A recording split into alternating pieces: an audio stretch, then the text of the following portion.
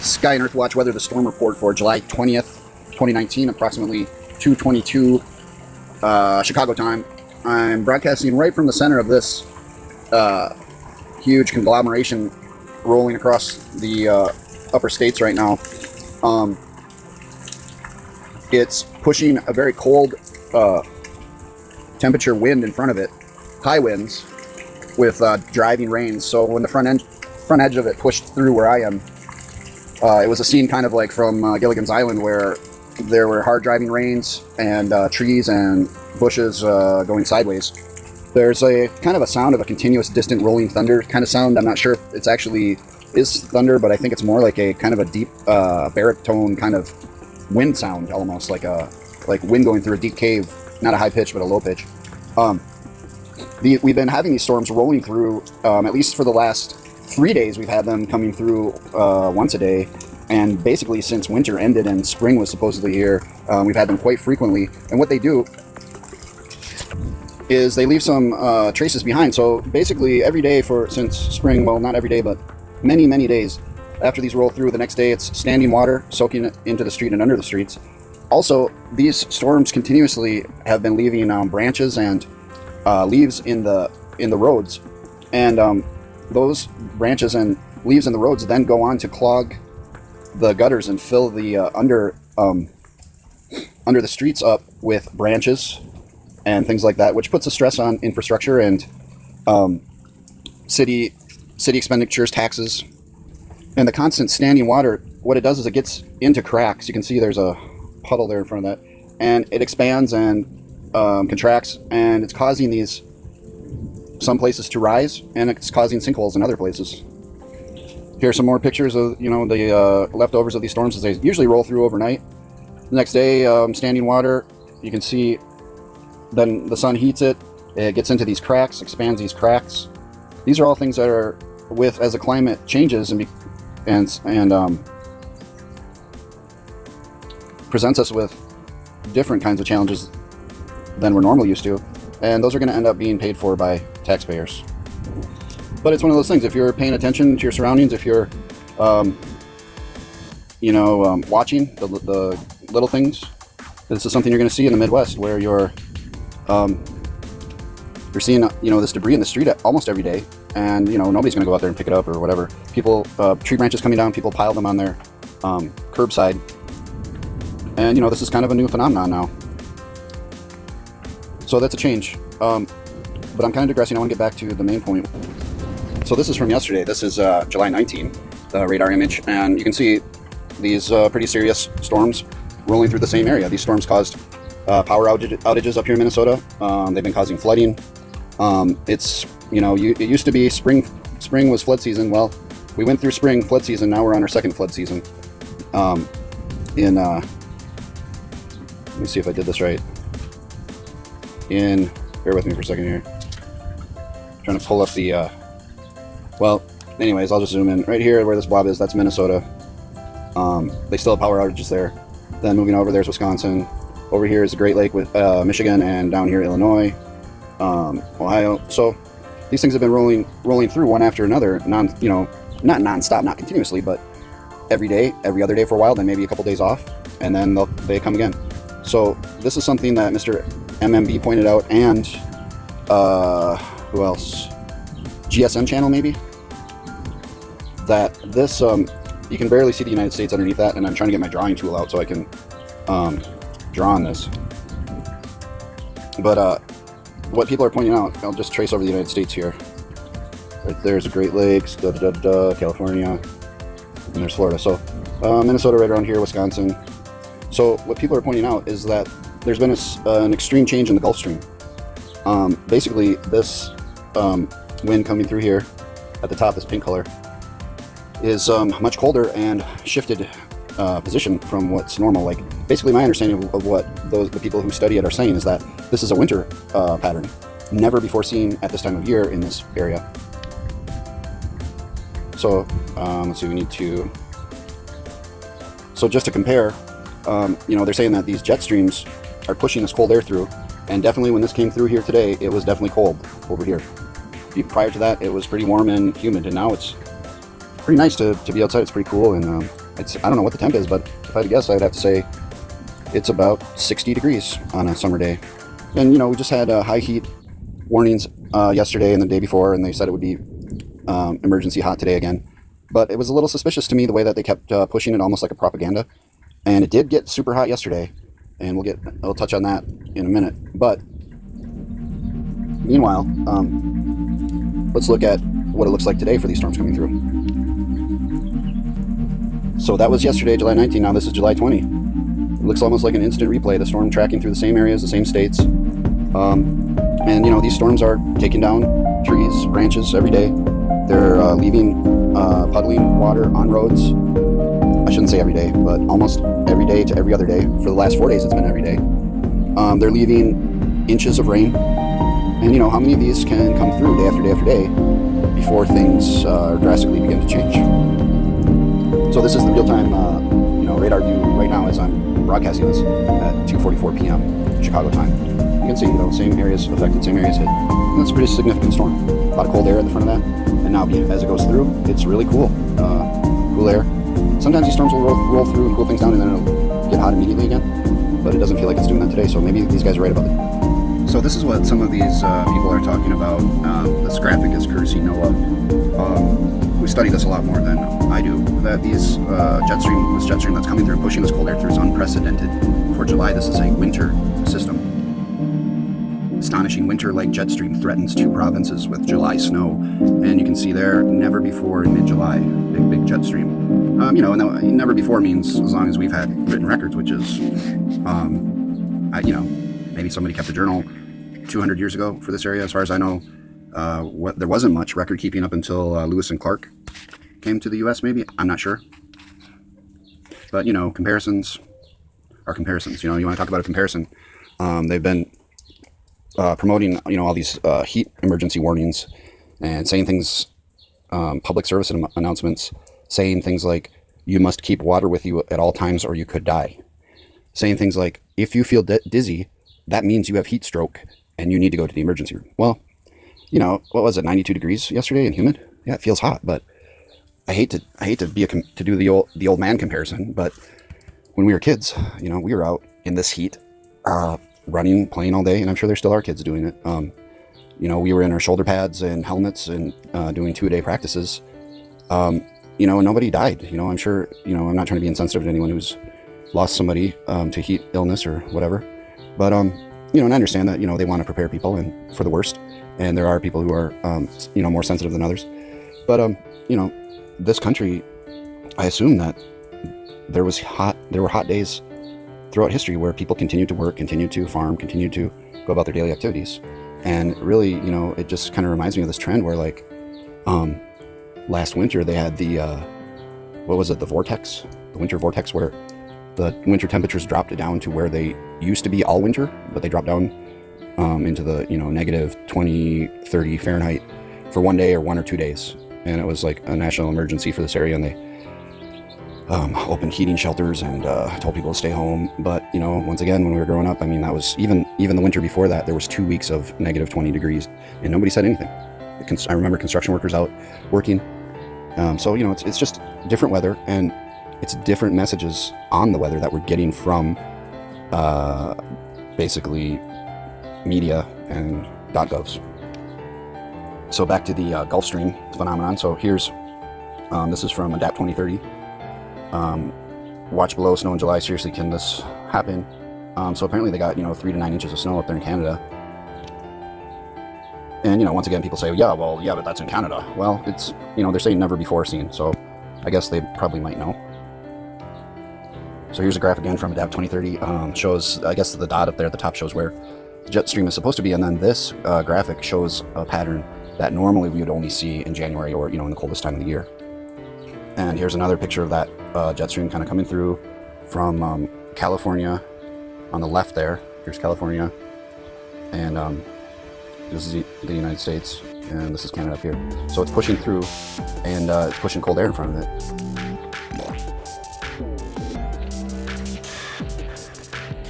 And really, I guess, it's been kind of irritating to me just kind of seeing or hearing the way that they've been promoting the heat emergencies. you know, it's almost like they're trying to tell you, like, you have to stop your life because it's getting hot. I mean, some of these, what was that one? So, you know, like, I noticed what they were doing is they weren't telling us what the temperature was going to be. They were telling us what the heat index was going to be. So they're putting temps up that say 110, you know, across, you know, normally where it doesn't get that hot, you know, maybe inside of a car with all the windows closed, and that's good to know for people, but, you know, those aren't the actual temps. And so now they don't tell us the temps, they tell us more like it's going to feel like this, so it's an emergency. But, you know, 70s and 80s are not an emergency. See right here in the middle of this, it says heat index values of 105 to 110. Well, what is a heat index? I mean, they keep changing things, you know, like now we have thunder snow, we have thunderstorm trains, we have stationary fronts. You know, it's just, everything's changing so fast. So here's the, switching gears here, but maybe not. Here's the power outage map from July 19. And, you know, there's power outages all the time now across the country. And this is from poweroutage.us. So this is today, right now, current time. This is updated, I believe, every 5 minutes. This is a great resource for anyone, for all of us. We should all be kind of keeping an eye on this, but I guess that's why I'm doing these videos, to try to put it together for people so they can watch a video and get an update. So updated approximately every 10 minutes. We've got in Michigan, there are 206,000 people without power. Wisconsin, 151,000. Minnesota, 12,000. New York, 7,000. And Florida, 7,000. So this map shows the red are major outages, and the yellow are minor, or less. And the blue are none. But even in the blue areas, there none means, it doesn't mean none. It means very few, comparatively speaking. So some of these outages, you know, we can see that's where the storms were going through. So we think, like, yeah, you know, it's probably storm related. However,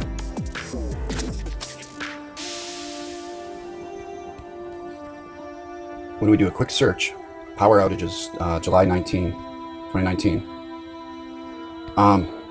there are continuous, constant mass power outages across the country, a lot, for seemingly no reason sometimes. And I mean, it's an increasing phenomenon.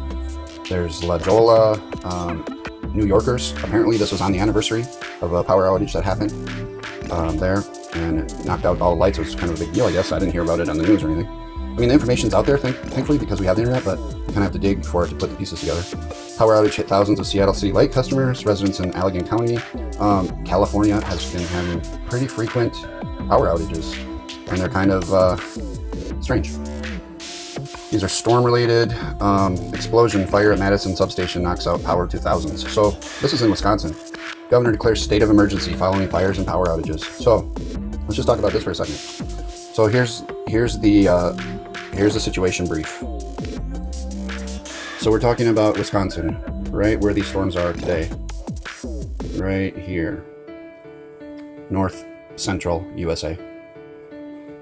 So we're talking about the city of Madison, which, if we can zoom in far enough and see through the storm there, you can see it's basically an isthmus, which means that it's a strip of land that stretches across a body of water, or you could call it, you know, land with water on both sides, on two sides.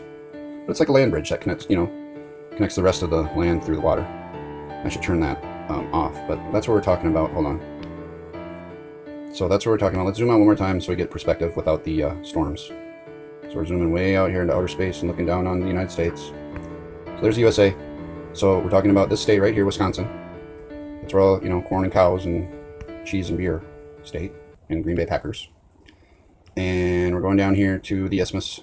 So yesterday, July 19, 2019, first let's set the stage. For the last 2 to 3 years, they've been raising property taxes in this area. Kind of like parts of California where people have been priced out of their homes.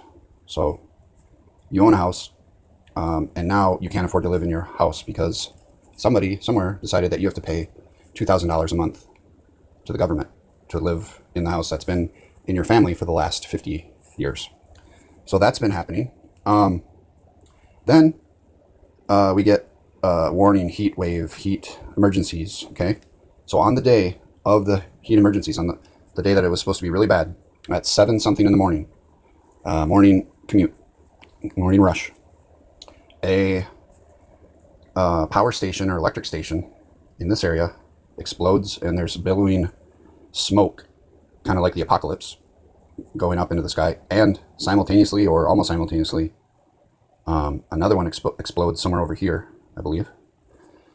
So you've got basically the state capitol is here, and this is a picture taken from a person in a car driving across this lake. And I apologize for the quality. It's a picture of a picture. So, you can see the lake there, bottom of the screen, and they see this big black plume of smoke. This is going to work, this person's going to work. Then, the person looks on the other side of the road, and there's another big black plume of smoke. What would that, to me, that would almost be like, are we under attack? So this was Madison, Wisconsin yesterday, in the middle of the big heat emergency. But before it actually got hot. There's the state capitol with smoke behind it. There's another shot. Oh, yeah, let's go back to that. And see there? So, pretty disturbing if you're driving around. So we have power outages during these days of these sudden heat emergencies, which used to not be heat emergencies. And people here, one friend told me, well, isn't it wonderful they opened up the schools and the civic center arena for people to go and cool off? Which, yeah, that's nice, but didn't they open the football stadium in Katrina for people to go to? It's kind of, to me, well, you can think what you want, but it's interesting to say the least.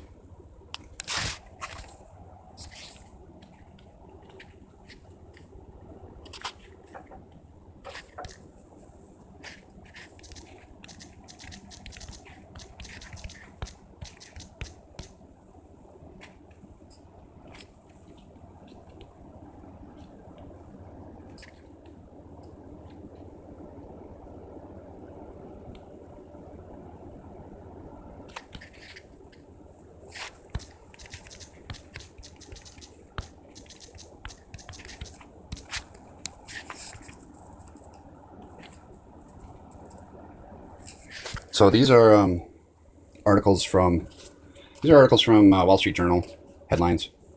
This was from, well, I guess this is 2017. I thought it was 2015. I don't know, but the Wall Street Journal is covering a government operation or military operation called Operation Jade Helm. It was highly controversial. Time magazine covered it, and since then, if you search for it, if you're not careful with your search, all you will find is negative kind of stuff about it, saying that it's hysteria. People are hysterical and they're crazy to think that it's anything to care about. So this is from Time magazine. Don't worry, Texas. The federal government isn't planning a military takeover. Basically, they're saying, what's the first sentence there? Texas are conspiracy theory people. Basically, I don't know. But basically, so they're saying that the military is having a 2-month military exercise. Now, what freaked people out about this is that it was done on public land, not on military land. It was done in cities and on private property.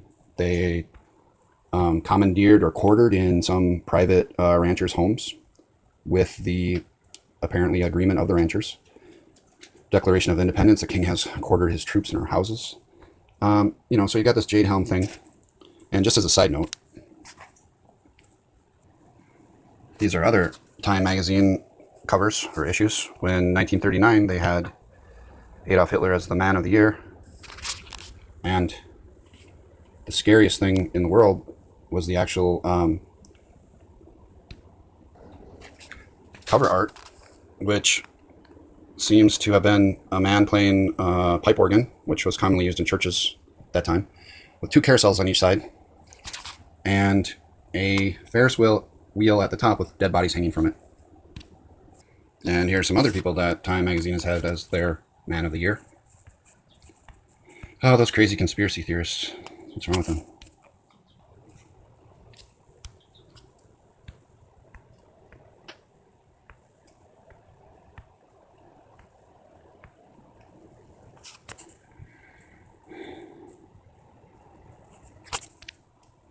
And it's amazing how different search engines actually wash different ideas, or basically they're censoring things. So on one search engine, you cannot find the Wall Street Journal articles on this Jade Helm, Operation Jade Helm. On another search engine, you can find the Wall Street Journal articles, but you cannot find anything that talks about the power outages that happened after they launched Operation Jade Helm. So hopefully you can see where I'm going with this. So Operation Jade Helm begins with power outages was Jade Helm the cause of the mass cell phone outages? So across the U.S., the southern U.S., and the states where this operation was kicking off, there were power outages when they launched this operation, and now we have rolling power outages across the country randomly, random fires, you know, not storm related. So this was kind of the map that was leaked that kind of kicked off what Time Magazine is calling the hysteria about Operation Jade Helm. Was that they had this map, and some states were labeled as hostile and some states were labeled as friendly, and no one knew where it came from.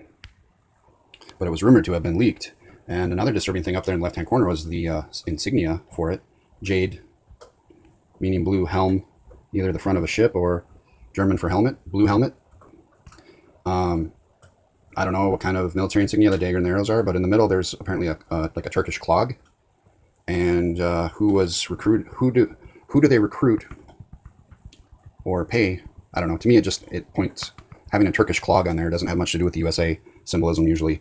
And to me, it makes me think about mercenaries, paid mercenaries to do things that soldiers won't do on their own land. And then underneath, you can see master the human domain. That was their insignia. There was all kinds of rumors. One of the rumors was that it had something to do with a supercomputer launching, and therefore that's why, or like a human behavioral predictor computer launching, and that's why there were the power outages. So back to what else we're talking about here. So I guess this is what somebody put up as a down detector during that operation. Apparently those were a lot of the power outage areas. But, you know, basically we've got hot weather, we've got rolling power outages for no apparent reason. Sometimes there's a reason. Sometimes there's two simultaneous explosions at electrical stations on opposite sides of a city. And, you know, connect the dots, but the weather's changing, obviously. And, you know, if one has eyes to see or is curious enough to dig through some information, one can make his or her own conclusions and theories. And that's why we talk about this stuff. So this has gone on way too long, but